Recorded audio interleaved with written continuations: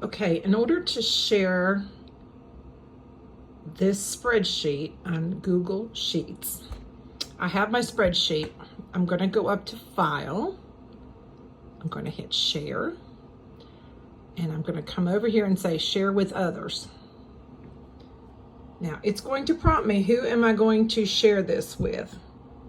So I'm going to type in your email address, which is, if I can do this two-handedly.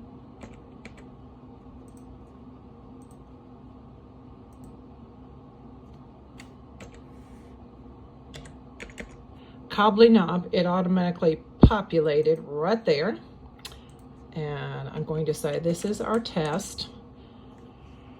And I'm going to send.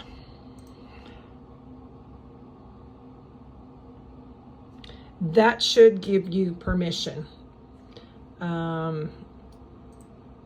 The other thing is, if you share with the others, I'm going to take this anyone with the link, and I can copy the link,